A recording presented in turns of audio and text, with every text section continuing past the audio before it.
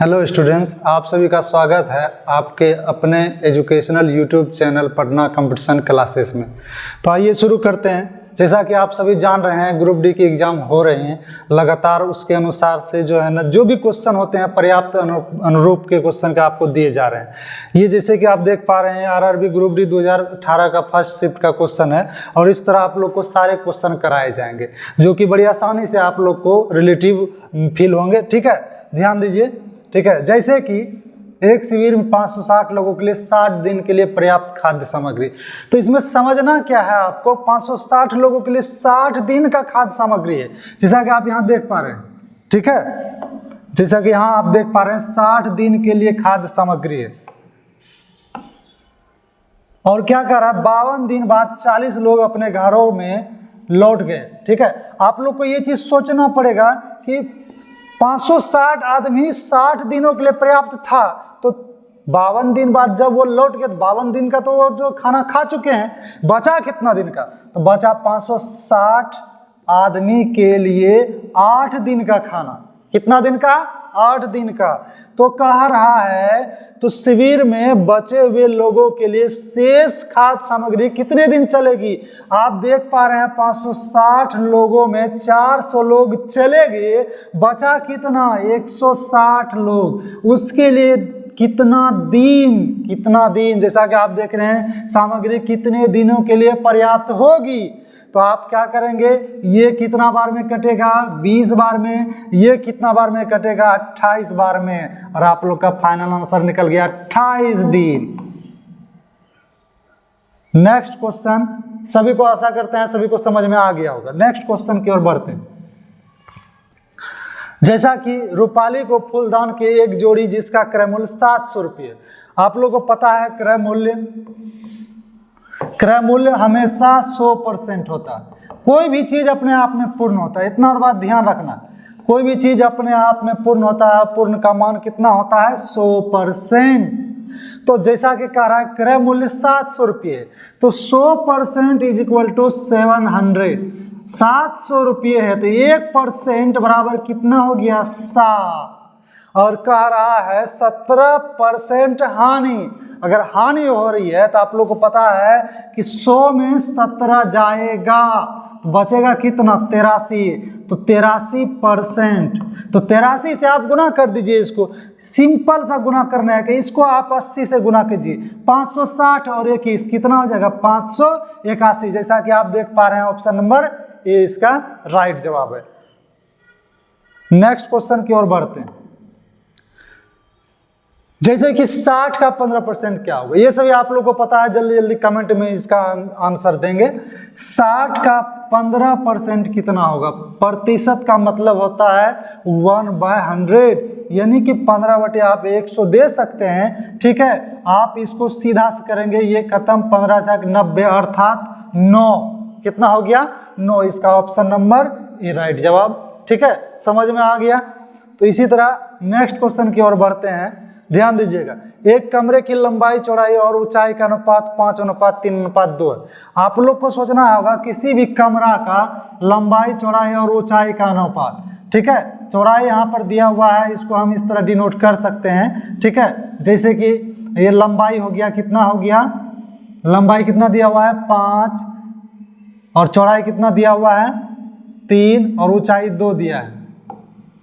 तो अगर आप लोग को किसी भी प्रकार का लंबाई चौड़ाई और ऊंचाई दिया हुआ है, ठीक है, तो यदि लंबाई को दोगुनी कर दिए, सर्वप्रथम कमरे की चारों दीवारों का आने वाला व्यय का पूछ रहा है। आप लोग को ध्यान दीजिएगा, कमरे में चारों दीवारों, कमरे के चारों दीवारों का क्षेत्रफल क्या होता है? एरिया क्या होता है? 2 इंटू लंबाई प्लस चौड़ाई गुना ऊंचाई। आप लोग को पता होना चाहिए 2 into L plus B into H, height, इसको डिनोट कर सकते हैं। जैसा कि आप सभी को समझ में आ रहा होगा,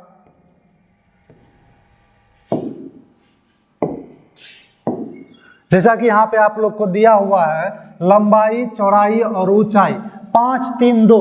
तो आप क्या करेंगे 2 इंटू लंबाई। अब चूंकि अनुपात में एक शामिल होता है अपने आप में, यहाँ एक शामिल है, यहाँ एक शामिल है, यहाँ एक शामिल, तो आप एक शामिल कर भी सकते हैं, अन्यथा आप ऐसे ही बना सकते हैं।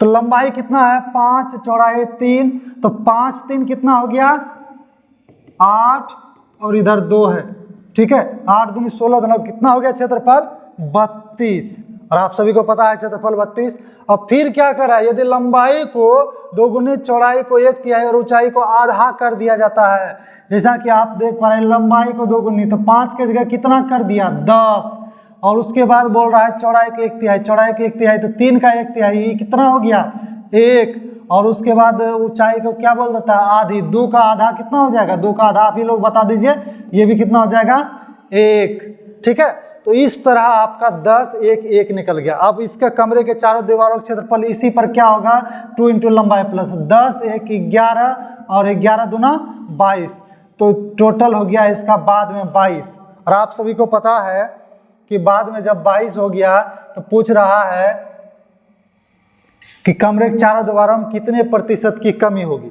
तो जैसा कि यहाँ 32 है पहले, अब कितना था 22, तो 32 में आप 22 घटा देंगे और 32 से भागा दे देंगे और 100 से गुना कर दीजिएगा, कितना प्रतिशत कम है। तो 32 में 22 गया हो गया 10 और बटे 32 और गुना 100, आप सभी को पता है 4 से ये हो जाएगा 8 बार में, और ये 25, और ये 2 से हो जाएगा 4 और ये 5, 125 बटे 4, तो समथिंग कितना हो गया 31.1/4%, यानी कि लगभग इसमें लगभग नहीं, ये कन्फर्म 31.25, 1/4 का मान क्या होता है 0.25। आप सभी को समझ में आ गया। तो इसमें लंबाई चौड़ाई और ऊंचाई दिया रहेगा, तो अगर आप इसको लंबाई को 2 गुना जो भी चीज इसमें कहने के लिए बोलेगा तो आप उस तरह कर सकते हैं, चाहे इसमें प्रतिशत कमी बोले या प्रतिशत वृद्धि बोले, ध्यान रखिएगा, ठीक है। नेक्स्ट क्वेश्चन की ओर पढ़ते हैं। जैसे संख्याओं 5 17 .45 की माध्यिका ज्ञात करें। आप सभी को इतना पता है कि माध्यिका किसे कहते हैं, माध्यिका कैसे निकाला जाता है।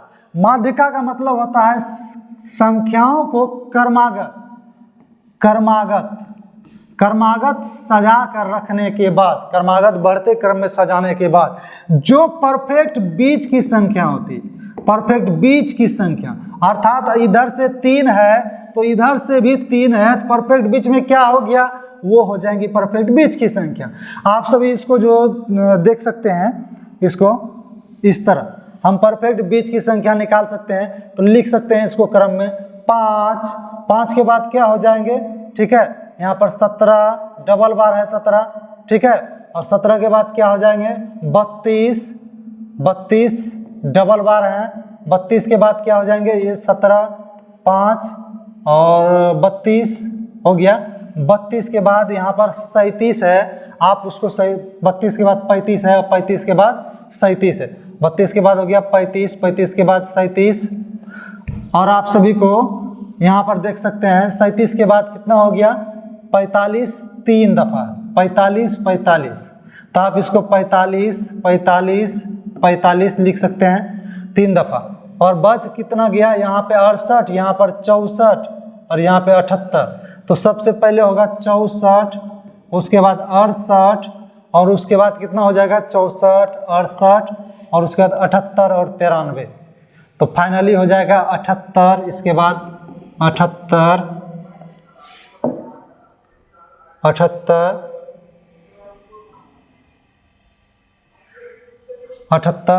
और 93।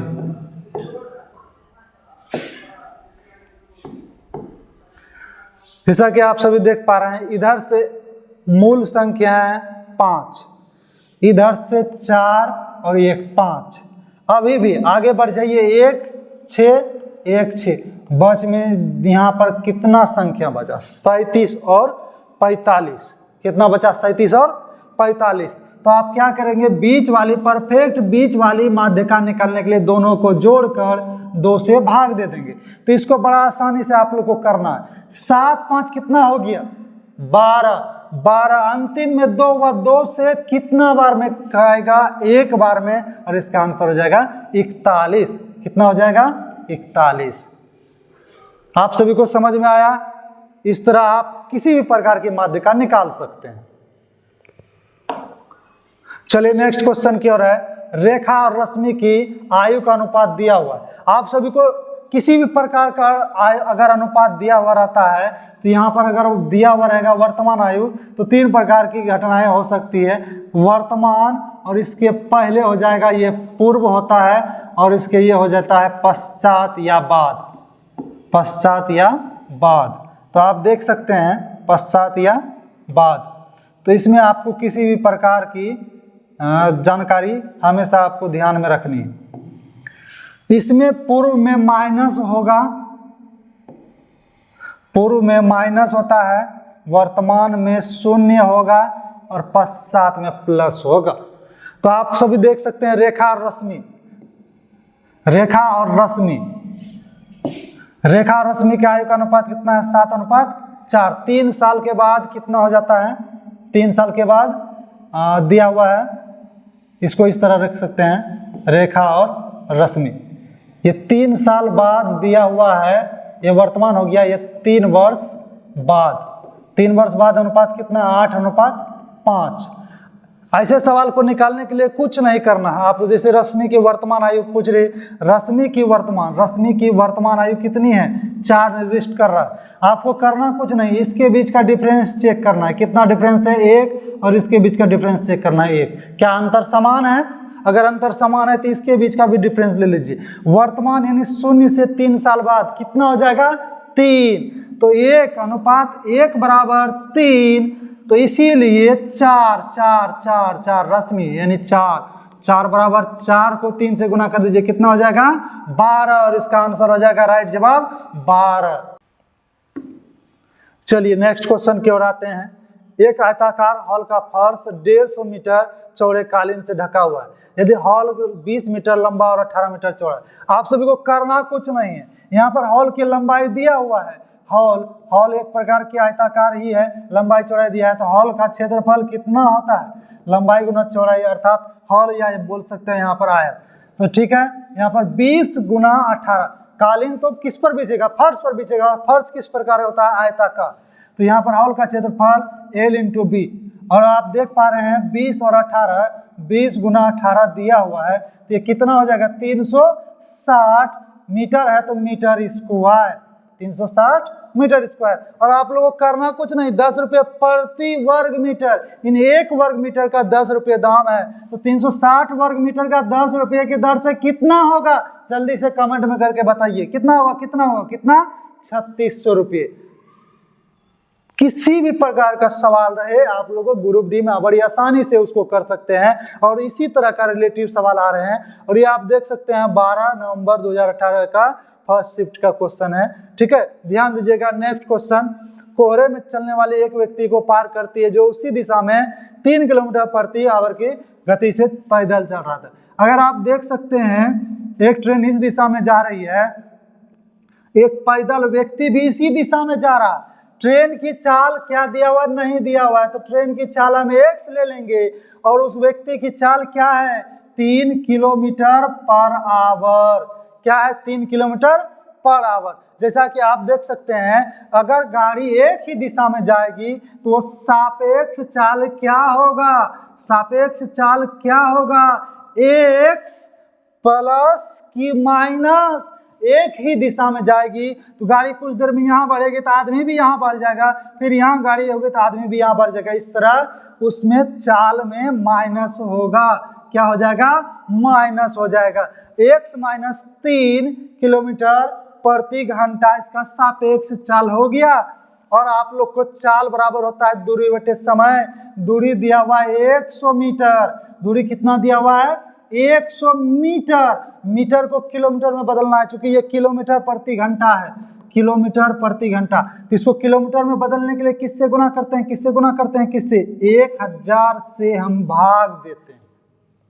किससे भाग देते हैं? 1000 से। ये आपका किलोमीटर में बदल गया। और उसके बाद है दूरी बटे समय। 4 मिनट है। 4 मिनट को घंटा में बदलने के लिए क्या करना होगा? घंटा में बदलने के लिए क्या करना होगा? इसको 60 से भाग देना होगा। कितना से भाग देना होगा? 60 से। बस इसी तरह का आप लोग का हो गया। 4 से कितना बार में हो जाएगा? 15। ये 2 0 कैंसिल हो गया, ये हो जाएगा 2 और हो जाएगा ये 3, ये पलट के ऊपर चला जाएगा, हो गया 3/2 बराबर x - 3। अगर 3 को इधर कर देंगे तो ये 1.5 हो गया, और 1.5 और 3 कितना हो जाएगा? 4.5, यानी x बराबर 4.5। और आप लोग को ध्यान रखना है यहाँ पर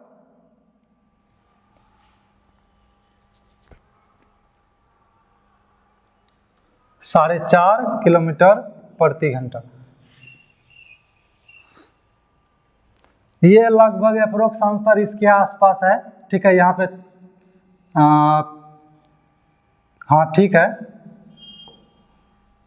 4.5 कौन हो गया? ये 9/2 किलोमीटर। ठीक है, यहाँ बटे में दिया हुआ है, ध्यान रखिएगा। ठीक है, 9/2 किलोमीटर प्रति घंटा। ठीक है, ध्यान रखिएगा। इस तरह के सवाल में सापेक्ष चाल आप लोग का दिया हुआ किसी भी प्रकार से निकाल लेना है। ठीक है, और आप देख सकते हैं यहाँ पर,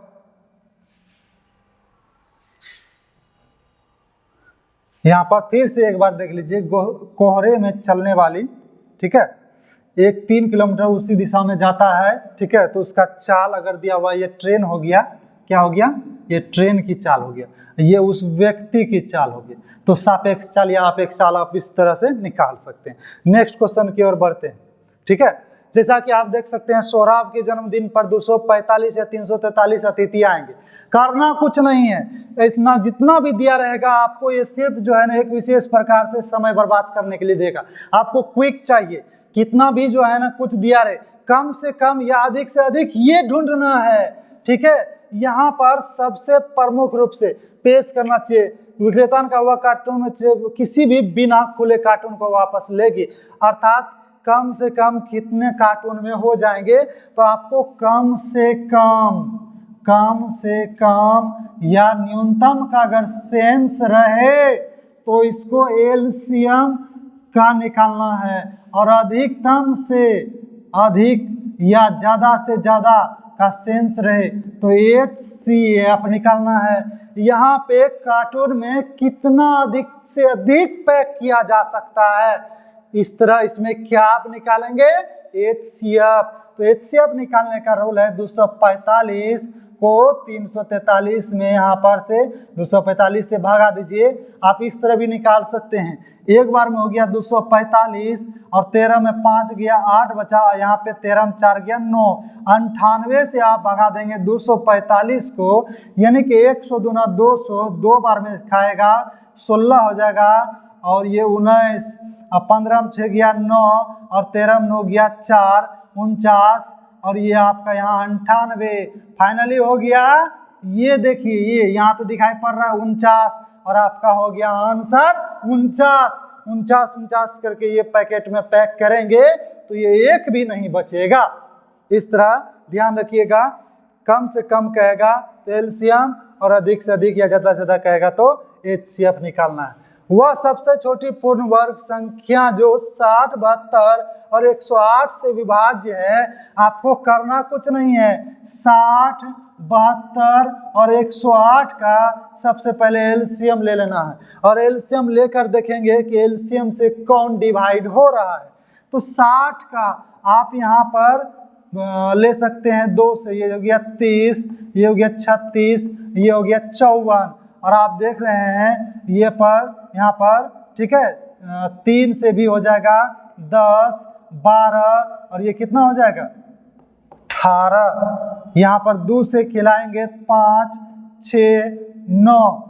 अब देखिए यहाँ पर 3 से खाएगा 2 और 3 और 5। आप इसको गुना कर सकते हैं, गुना करने का शॉर्ट नियम है, हमेशा शून्य वाला अंक पहले पुराइए। 10 दूनी 20 तिया 60 तिया 180 दूनी 360 दूनी 720 और 720 तिया 2160।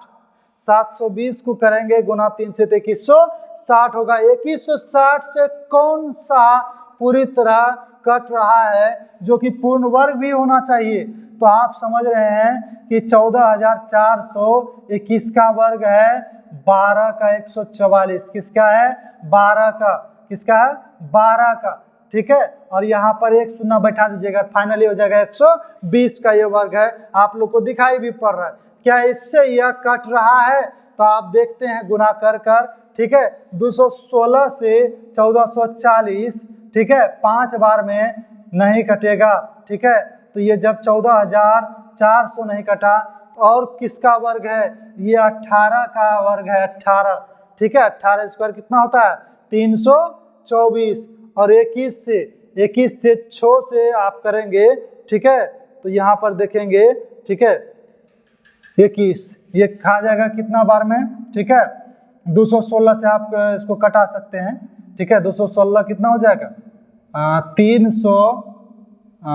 300 हो जाएगा 60, और 2160 से 360 नहीं खाएगा, अर्थात क्या हो जाएगा? 32,400। आप इससे डिवाइड भी कर सकते हैं, ठीक है। चलिए नेक्स्ट क्वेश्चन की ओर बढ़ते हैं। जैसा दिया हुआ किसी निश्चित धनराशि पर 5% वार्षिक साधारण ब्याज की दर से आपको साधारण ब्याज निकाल लेना, ठीक है। 3% का साधारण ब्याज, उसी राशि पर चक्रवृद्धि ब्याज भी निकाल लेना। आप सभी को पता है साधारण ब्याज निकालने के लिए क्या होता है? RT। क्या होता है? अगर हम P को 100 मानते हैं, P को कितना मानते हैं? 100, तो हमेशा ब्याज होता है RT। ब्याज क्या हो जाएगा? RT। अर्थात यहाँ पे दिया हुआ 5% के दर से 3 वर्ष का कितना परसेंट हो गया? 15%। कितना परसेंट हो गया? 15%। और 4% की दर से 2 वर्ष का साधारण ब्याज आपको निकाल लिए, लेकिन CI निकालने के लिए होता है x प्लस x स्क्वायर बटे 100। ये फॉर्म आपको ध्यान रखना है, ठीक है। ये ब्याज के लिए हो गया। तो आपका यहाँ पर 4 है, 2 वर्ष के लिए है, तो 4 प्लस 4 कितना हो गया? 8, और 4 स्क्वायर 16 बटे 100, यानी 8.100। इसका फाइनल मान कितना हो गया? 8.100%। यहाँ पे आप देख रहे हैं 15% साधारण ब्याज निकला और चक्रवृद्धि ब्याज निकला 8.100, और कर रहा है ब्याज दोनों का 649.80 अधिक है, यानी 15% माइनस 8.100% बराबर 649.80। तो इसमें इसको घटा देंगे तो 84 हो जाएगा, और यहाँ पर हो जाएगा 14 में 8 गया 6 बराबर 649.8।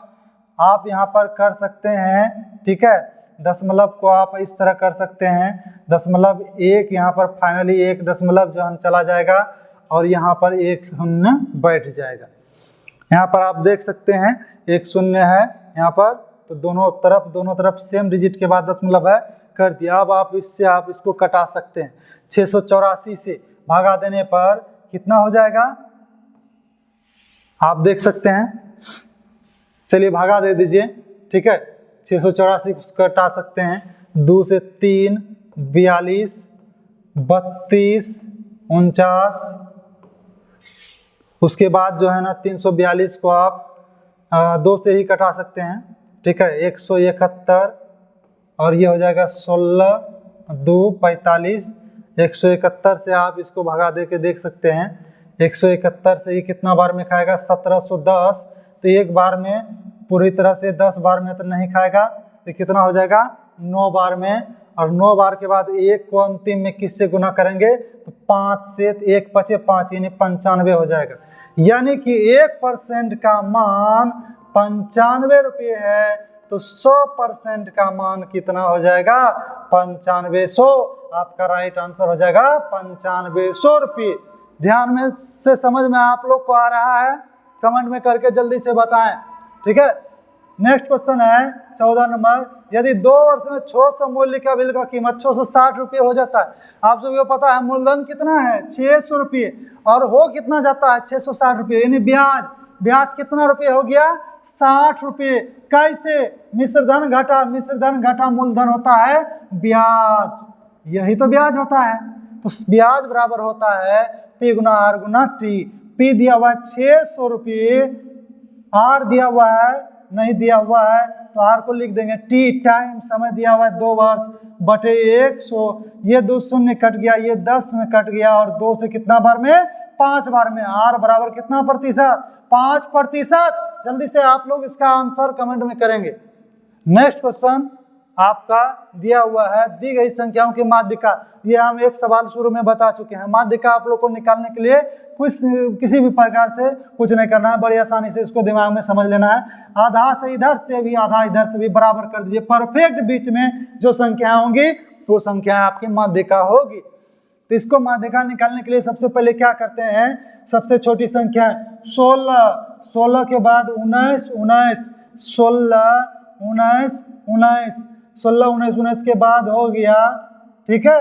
उसके बाद आपका यहाँ पर ध्यान दीजिएगा 23, 23, 25, 25, 26, 23, 25, 25 और 26, बच गया आपका संख्या 29 और 30, 31, 29, 30 और 31। करना कुछ नहीं है, इधर से भी हम 4 लिए तो इधर से भी हम 4 लिए, बीच में क्या बचा, 25, दोनों 25 ही है, इसलिए इसका आंसर दोनों को आप बराबर लिख के दे सकते हैं। इसका आंसर क्या हो जाएगा, 25। क्या हो जाएगा, 25। यहाँ पे अप्रोक्स आंसर दिया हुआ है, इसलिए इसका आंसर हो जाएगा 25।